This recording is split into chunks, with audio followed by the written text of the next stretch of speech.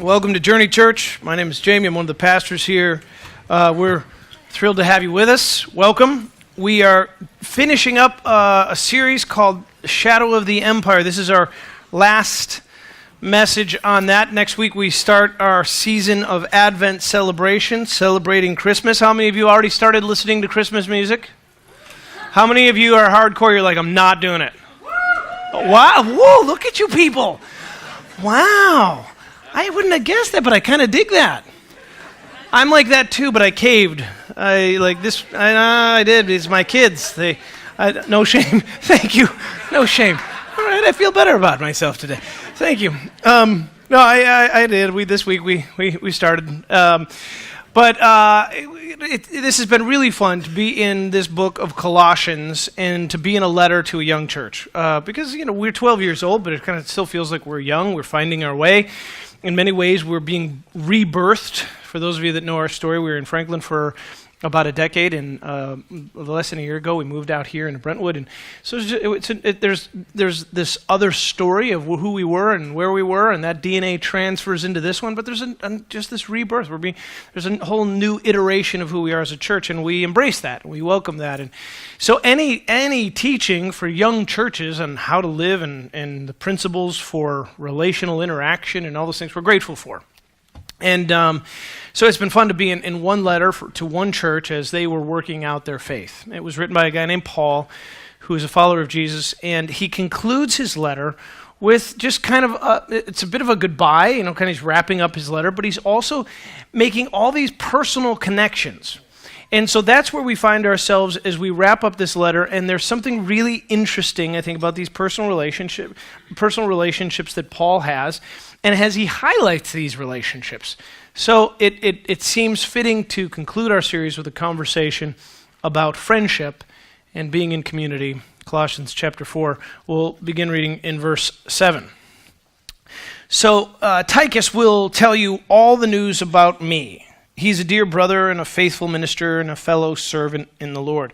I'm sending him to you for the express purpose that you may know about our circumstances and that he may encourage your hearts. So here's a friend. We're sending him. He's going to pass along what's going on, and hopefully he's going to be an encouragement to you. He's coming with Onesimus, our faithful and dear brother, who's one of you.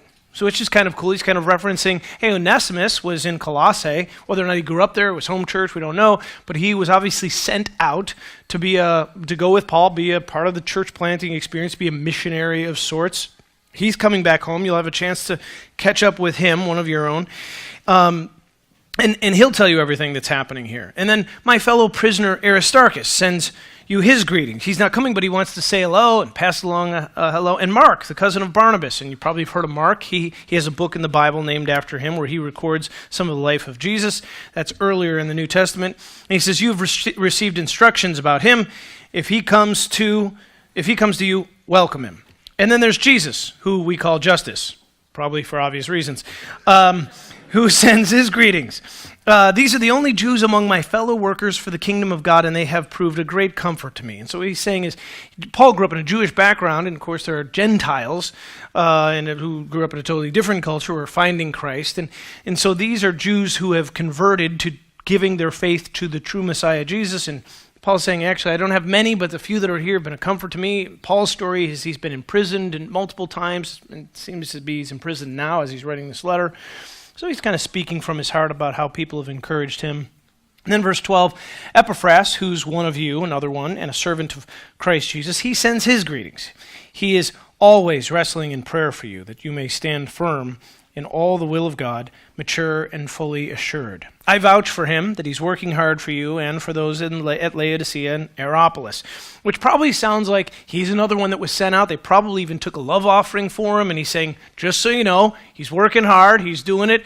Again, he's writing back to people who are like, maybe they had Epaphras in their Sunday school class, and they're like, he's not going to make it. Paul's like, I'm telling you, the kid's doing it. Oh, okay, that's nice.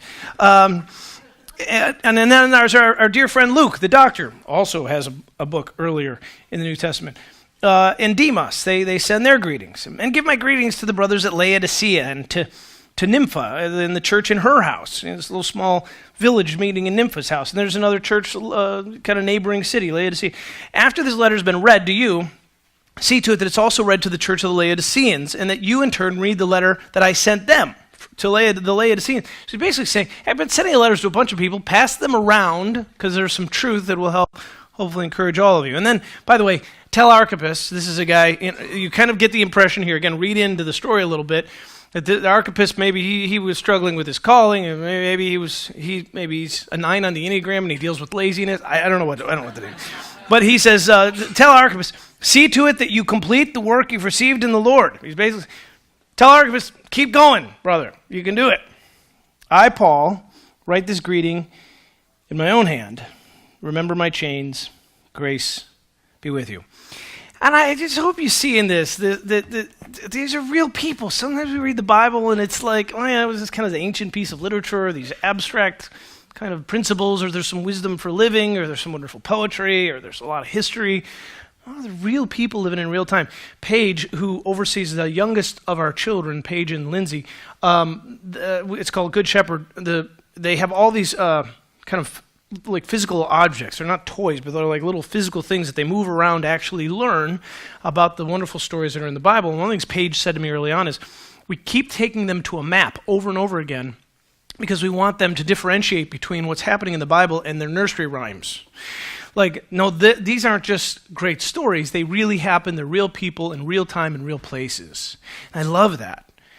And I think this letter ends with this reminder that these were real people working it out with one another. And the reality is, relationships are hard. It's hard to maintain friendships. And I think Paul shows us at the end, hey, these are people who are experiencing the benefit of persevering in relationship.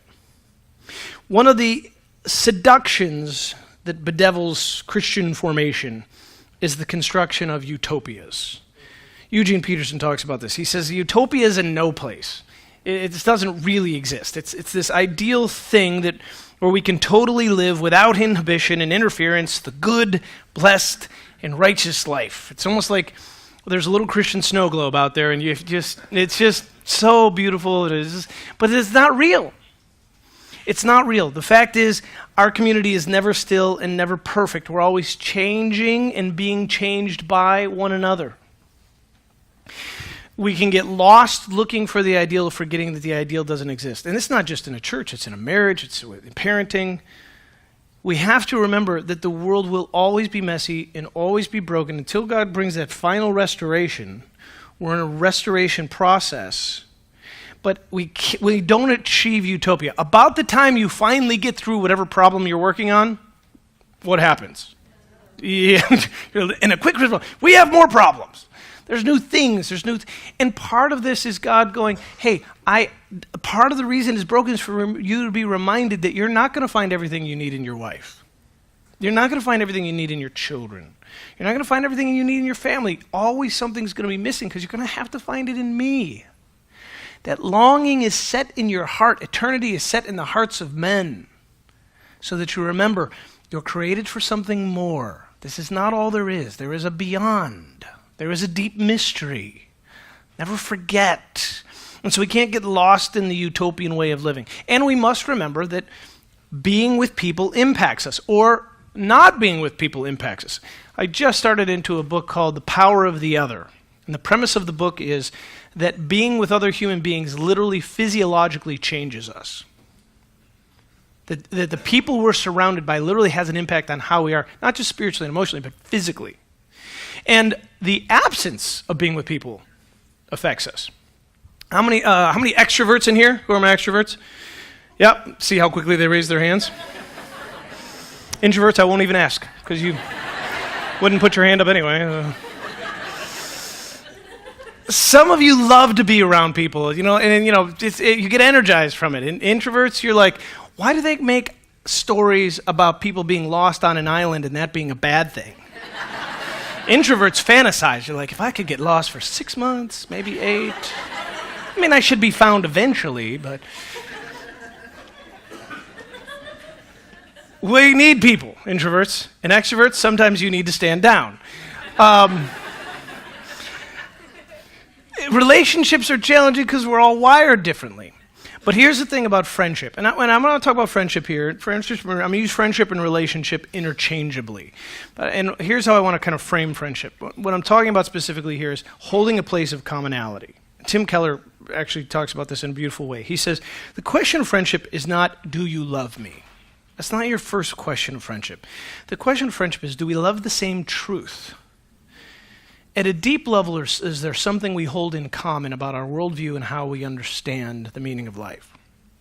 Keller says this, what makes friends friends is that you're both kneeling before something else. You share something in common. There's common adoration. There's common passion. Now, in the church, our commonality is found in the person of Jesus. And at Journey Church, it has a unique expression, and I'll speak to that in a minute. But we all have different things that we hold in common with people. We fall into tribes. A year and a half ago, I bought a Jeep for the first time, and I truly had no idea. I just was like, I think it'd be cool to have a Jeep. It seems a little adventurous, and my daughter wrecked the other car, so it was time to get a new vehicle. And so, she's probably here. I'm sorry, sweetheart. It wasn't really her fault. It was raining, and she's my daughter. But we had to get a new car, so I got a Jeep. So I'm driving the Jeep home, and people are waving to me. I'm like, wow, I guess they like the Jeep. And then this happens like all week long, and I realize, wait, the only people waving at me are other people with Jeeps. I'm starting to wave back by now. I'm like, huh? And then I realize it's a very specific kind of wave. It's like they have their hand on the wheel. It's a two-finger, like this thing. Well, I have had a lot of one-finger waves in my life, but I've never really had too many two-finger. And I realize that apparently it's a Jeep thing that I'm now in a tribe, and now it's kind of warm. I'm like, oh, hi, I don't think I've ever told anybody this, sweetheart. I don't think I told you. But what's really weird now is when I'm driving the minivan and I'm like, and the people in the Jeep are like, oh, I'm not in the Jeep now. But we find tribes. Like there's this thing we have in common, and that's good. That's good. And that oftentimes that's where friendships begin. At Journey, there's one thing we hold in common. If you spend any time at Journey, any length of time, and Journey becomes home for you, this is what we hold in common. An awareness of the love story of God and a willingness to be known by Him. Let me say that again. An awareness of the love story of God and a willingness to be known by Him. Now, I've chosen those words specifically because an awareness of the love story means that you may come here, or, well, you probably not you because you're here, unless it's your first time and you're deciding. But if you've been here any length of time, this is a contrast to perhaps another church experience where someone might come in and go, I'm looking for a church that recognizes that this is a condemnation story. We've been condemned, our sin condemns us, and that we carry a great deal of guilt, and if it wasn't for the punishment of God, we wouldn't be loved, and I have to work really hard to earn God's love and approval so that I might, when I die, find a place in heaven with Him. Now, there are some nuances to that way of thought, and they tend to be driven by I have to be right about my doctrine. I live kind of in a constant state of shame because God doesn't really like me. He loves me, but He doesn't really like me. And I'm working really hard so that eventually God will change His mind about me and He might let me in to a heavenly place. I grew up with a version of that expression, that religious expression. That's not who we are. So we're a church that has an awareness of the love story of God. John 3:17 says this, Jesus didn't come to the world to condemn the world, but to love the world. And a willingness to be known by Him, which means we have to walk with a certain degree of vulnerability and openness, and we have to risk for love. Now, you might not be interested in that, and that's okay, and so Journey doesn't become your home. But if it is your home, we hold this place in commonality. Even by atheist and agnostic friends who are with us. Some who are in villages, some who just come on Sundays. You might go, I'm not into the God thing, but you're at least open to the possibility that there is something else out there that is bonding us. There's some kind of connection happening here, which is why you're exploring with us. So we hold something in common. And here's my point. You may get into, we have at our church what we call villages. So our small group community, we're called villages. If you get to the point where you go, man, I want Journey to be my home, and so I want to be part of a small group. You may get into a small group, and you may wind up the first night, and people start talking, and you might go, I really don't have much in common with these folks. where I'm in a different life stage, and they grew up in a different part of the country, and we just don't really share a lot of things in common. And here's what I'm saying. That might be okay. It might even be more than okay. Because what you do hold in common is Jesus, is this great love story. And perhaps, rather than feeling like, oh, we have trouble connecting, maybe, if you're with a group of people and everybody gets along, it's really easy to just keep talking about Stranger Things for, 3 weeks straight. And, well, I watched it again for the 4th time. And, it's really easy to focus on the other thing and forget to talk about what, as the church, we hold in common. So perhaps for this season in your life, if you're with people that you don't have a lot in common with, but Jesus, maybe that's exactly where you're meant to be. And lean into it. And go, well, I really don't get your sci-fi nerdiness, and you don't get my athletic thing, and I don't understand your finance, and you don't get my art, but we all love Jesus. Yeah. So let's have a conversation about him.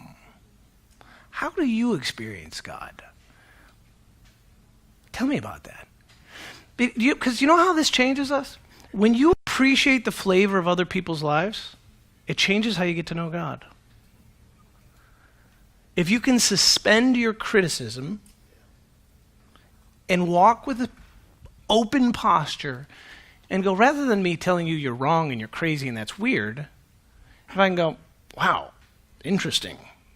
You experience God like that? And you do what in your faith?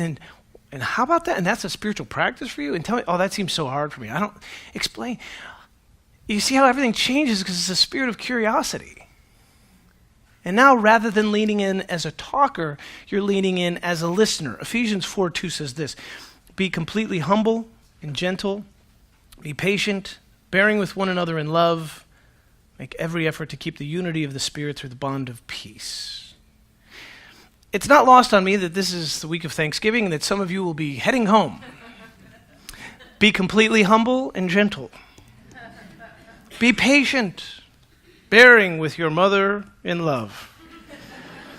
Make every effort with your uncle to keep the unity of the Spirit, and with your brother the bond of peace. See, it's not just a small group community at church. The fact is, it's any social environment whatsoever. This is how we, who know Jesus, how we're called to live. We're meant to be different. We're meant to be bringers of peace. Which means that probably for some of you, before you enter into your Thanksgiving experience, for some of you literally, not like metaphorically, you literally need to pray before you enter the house and get geared up and go, I'm going to want to go in and make some inflammatory comments because it's just entertaining to watch people's response. It's my entertainment for the day. It's the way I stay entertained. It's not the spirit of peace.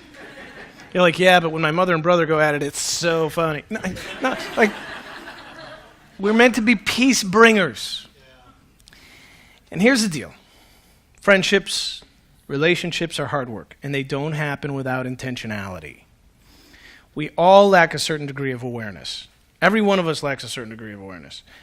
But it's somewhere along the way, if we stay in relationship, someone helps us. I mean, forgive the illustration, but there is no better one. If there's something that's lodged in your nose, you hope that someone loves you enough to let you know. The worst thing is when you finish the day and you're like, yeah, I meant to tell you a few hours ago. What?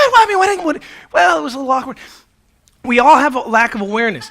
If you enter relationships, you actually have an opportunity for someone to help you. Because here's the thing, in any social environment, there's always a talker. Somebody loves to talk and lacks the awareness of talking disproportionately. Extroverts, I want to tell you something about us introverts. If you want to keep talking, we will just leave and get a cup of coffee.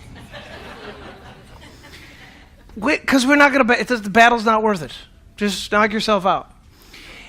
And sometimes we need to be drawn in. An introvert, sometimes you need to ask some good questions to pull us in. Sometimes we just we all lack a degree of. I was thinking about this, about how sometimes you get into a social dynamic and somebody can dominate. And I've been in this. I've been in that seat too. Sometimes I get the storytelling, and I just want to keep telling the stories. And I lack awareness. So we all have different moments of this. But as I'm thinking about this, come across this illustration. It was a basketball coach who was guiding his basketball players. And I think it was like the 1940s or 50s. And he had one player in particular who was very, very good, very gifted, but he's a bit of a prima donna, and he was a bit of a ball hog, and the coach was trying to think, how do I help him? So this is what he said to him. He said, Butch, I don't know, if you're a big basketball person, maybe you know what that is, I don't. Butch, the game is 40 minutes long. There are 2 teams. Each team has the ball for approximately 20 minutes. There are 5 players per team. That means each player has the ball for approximately 4 minutes per game. Now, Butch, I know what you can do with the ball in your hands for 4 minutes. What I want you to show me is what you can do for the other 36 minutes. What he was saying to him is, when the spotlight's not on you, when you stand down, what are you doing then?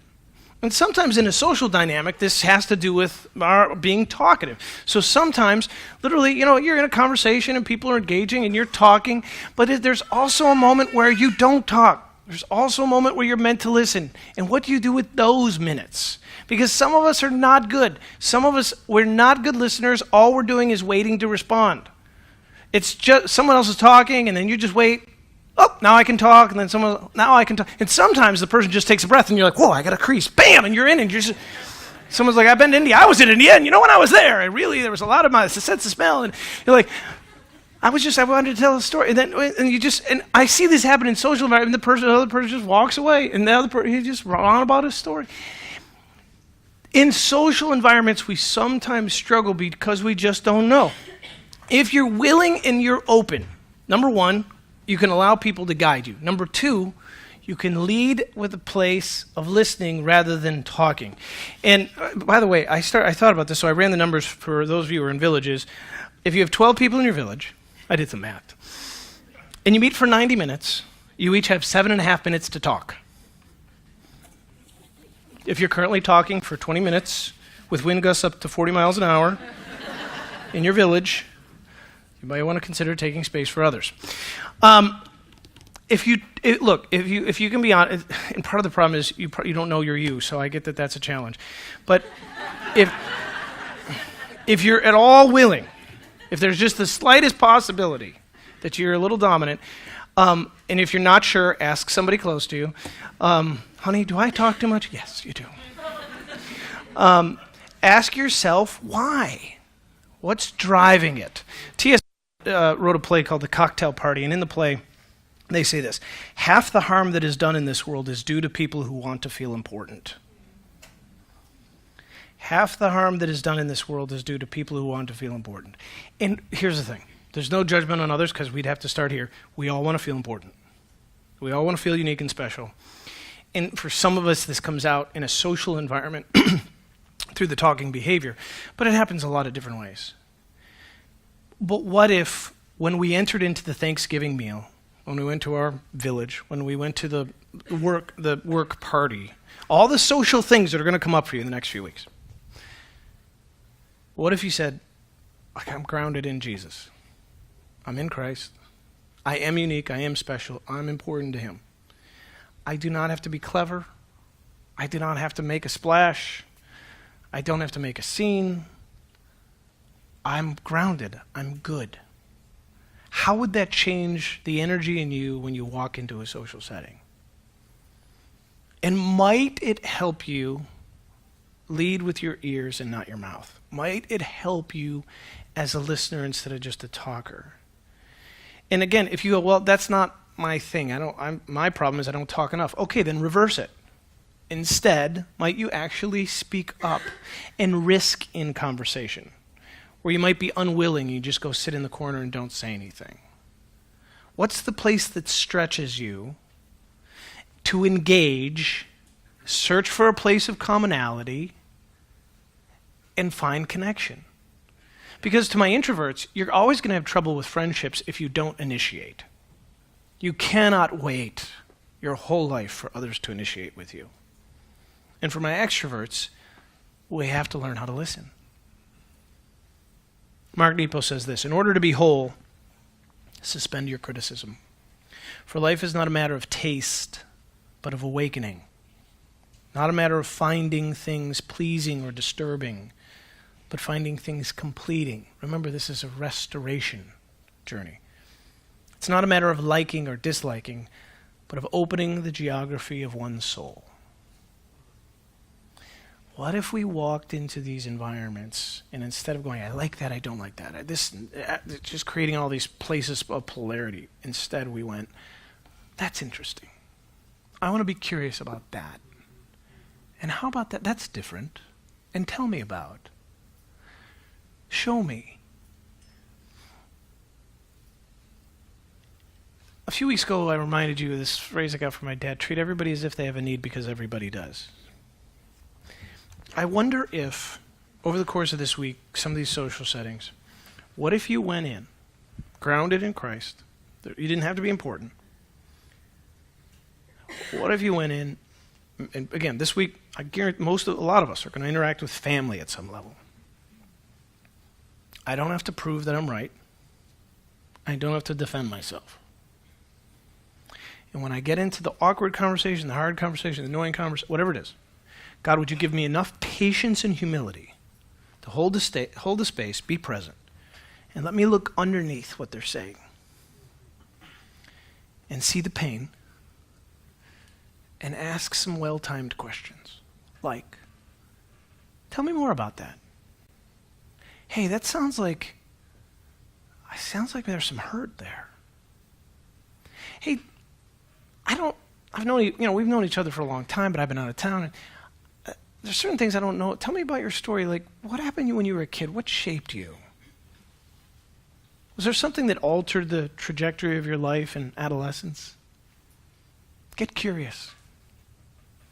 And you might just find, it might be a sliver, it might be a short moment, it might be but somebody might just give you their heart. Maybe the person that was most different, most annoying, perhaps full of the most pain. But because you approach them differently, with a spirit of curiosity and openness, perhaps they give you a piece of their heart. And in that moment, as an empathetic listener, I believe they'll experience the love of God pouring through you to them. The light that we sang about will shine in their darkness. And it would not surprise me at all that we'd gather a week from now or 2 weeks from now and you'd go, well, you're not going to believe this, but I actually prayed with my brother. You're not going to believe this, but I sat with my sister in the car for an hour and we talked about. And I get it. Apart from Christ, you can't do it. But if we'd have eyes to see and ears to hear, maybe we would see people differently. And might there be an opportunity for beauty that otherwise would have been missed? I want you to think of it like this. Imagine that you're each an instrument. When your life is played by itself, it has a certain tone and resonance. But when you join other instruments, in some cases instruments very different than you might be made of maple wood, they might be made of brass, that when you sit alongside one another and your song is played, at first there might be dissonance, to the place that a grimace lines your face, and it makes you shriek inside because it's so off. However, if you surrender to the music, eventually you find that if you keep tuning, you can all be tuned to the same sound. And when that song becomes aligned with another, it carries a totally different kind of beauty than when you're played alone. And the grand conductor plays you like an orchestra. And it's epic. And it's beautiful. Totally different. Made of different components, and yet tuned together. The song of creation sings out. When you walk into a social atmosphere, this is, if I could not pull it down to one phrase, it would be this: who needs me?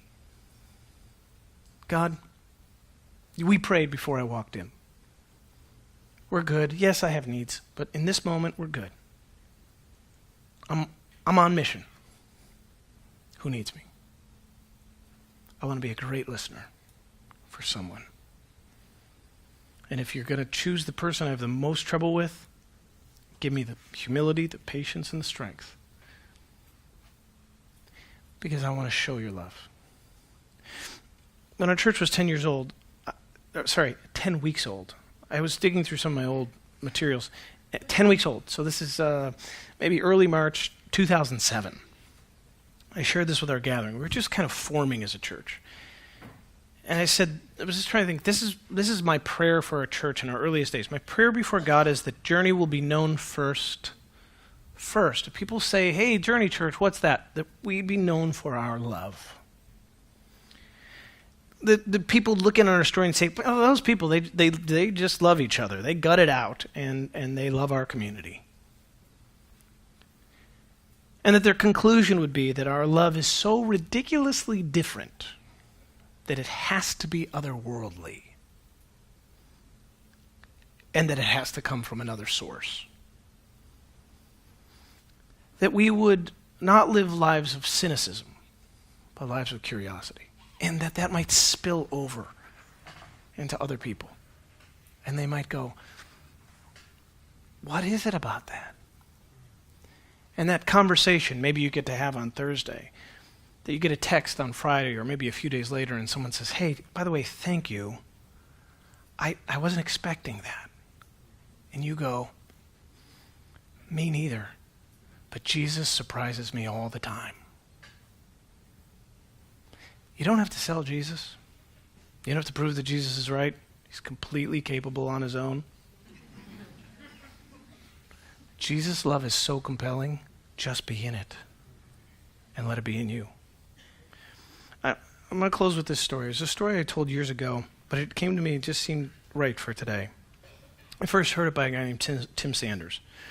Tim was traveling the country, and he'd written a book, and he talked about just love people regardless of how they respond. Just love. Just keep loving people. And he told us he'd done an event somewhere in a big city. I think it was Chicago. And so a manager in a business that was up on the 80th floor of some big building in the middle of downtown, had heard Tim's talk and went, I guess I'll try this. And Tim said two things. Just find somebody and just say a word of encouragement and touch them. Put your hand on their shoulder, shake their hand, give them a hug. Because people aren't touched enough. So just a word of encouragement and the power of human touch. So, okay. So the manager went back to work the next day, and he's in this tower, and he's, who should I go encourage? And so he's looking through his list, and he's managing, he's one of these huge floors. Everybody's in cubicles. He's never met half the people that work for him. Everything's done through inter-office email. So he looks, he goes, well, this guy, he kind of says some funny things on email, and he keeps it light sometimes when it's intense, and I'll just go find him. So he literally has to look up where the guy's cubicle is, and he goes over, finally makes his way, gets to the guy's cubicle. He says, hey, I just want you to know you're a great worker, and I love the way you keep it light on email, and I've laughed out loud a couple of times. It was really good, and we're just really glad as a company to have you. You're doing a great job. He said, I put my hand on his shoulder, and I said, way to go. And the guy spun in his chair. He just wide-eyed like a deer in his headlights. And he was like, He said it was so awkward. And I just left. But, Tim Sanders said it was a good idea. So he said the next morning, he goes to his desk, and on his desk is a package, and it's kind of hastily, kind of disheveled, but wrapped. It looks kind of like a gift. So he tears it open, and it's a used Xbox. Like, oh. And it's from the guy that he's seen the day before. And the guy just said, thank you for stopping by. Enjoy. Okay. So he was a little curious. It's like, use that. So he goes, fine. He has to look up. Where was his cubicle again? So he goes over, he looks for the guy, he goes to his cubicle, and he goes, hey, thanks for the used Xbox. You're welcome. Do you have a minute? And he was like, yeah, sure. So he grabs a chair, he sits down, and the guy goes, okay, can I tell you a story? He said, sure thing. He said, I didn't grow up in the city. I grew up outside the city. I moved to town about a year ago. I just always had the dream of working for a big company in the big city, and it just honestly didn't kind of play out how I thought it would. my day, basically, I take the train for an hour into work. I work late, take an hour back. I eat ramen noodles. I listen to Nirvana. I go to bed, and I do the same thing over again. I take the train for an hour, go to work late, hour back, eat ramen noodles, pretty much listen to Nirvana. And he said, honestly, that's almost every single day for the last year. About a month ago, I just started questioning my purpose, my meaning in life, and everything about what has value. And a couple weeks ago, I decided I think I need to just take my life because I have no meaning to anyone. And I don't even know why I'm alive. There's no point. I've never owned a gun, and so it was weird for me to have a gun. But I went to a pawn shop and I bought a gun. So for the last 2 weeks, I've been just getting familiar with holding it. So a week ago, I pulled it out, I loaded it for the first time, and I would put it back and forth in my hands. And he said, then about 3 or 4 days ago, for the first time, I started to put it close to my face. And he said, 2 nights ago, I put the gun barrel up against my tongue so I would just know what it felt like. My plan last night was to end my life. You walked into my cubicle and freaked me out. You touched my shoulder, and you told me that I meant something. As soon as I got home, I pulled the gun out. I was trembling. I didn't know what to do. So I went back to the pawn shop, and I remembered hearing that you had kids. So I just asked him, would you trade me for the Xbox? So I brought the Xbox, and so there it is for your family. Thank you.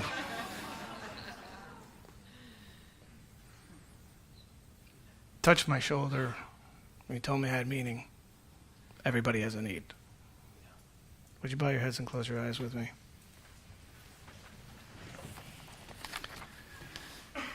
Before I pray, just maybe a place of reflection.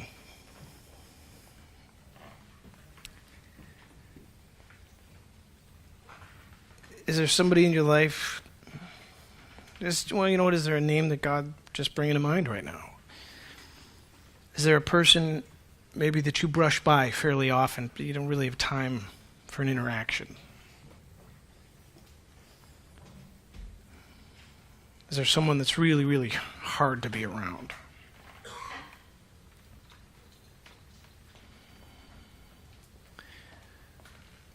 And if God is bringing a name to mind, would you right now just pray for that person? We call this intercession. You're just speaking out a blessing, or just asking God to meet their need. You're aligning with God. Remember, His power flows through you, so as you pray, I don't know how it works, but somehow some kind of energy transfer happens on this planet toward that other person. I don't get it. I just know God calls us to do it. Would you intercede for them? Would you pray for them? Would you consider them?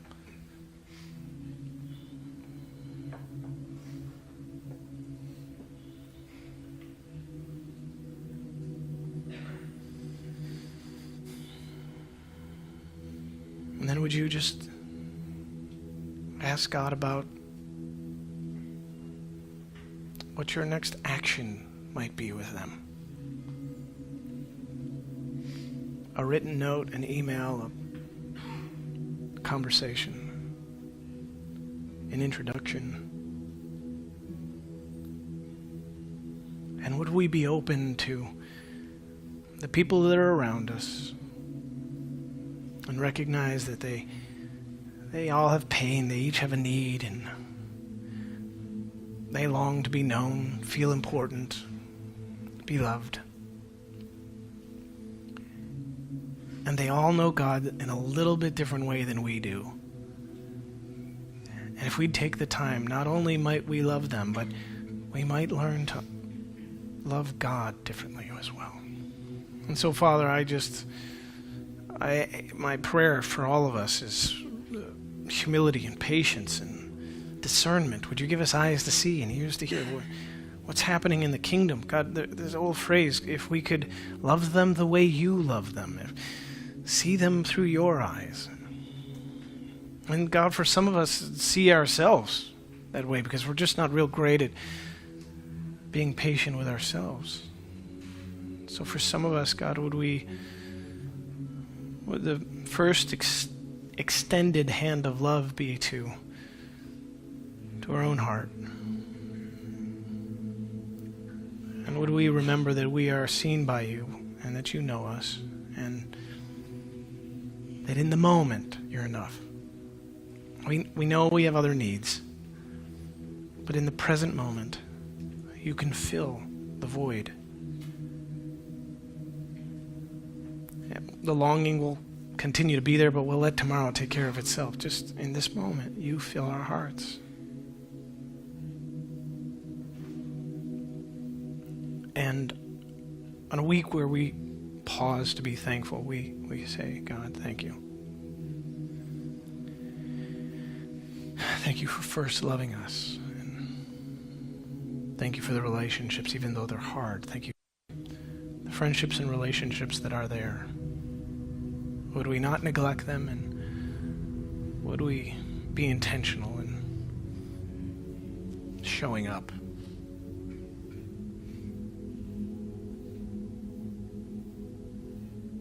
Well, Father, we, that place of grace, as the band sings over us this first song, would we just consider the great calling we've been given collectively as the church to show the world something different.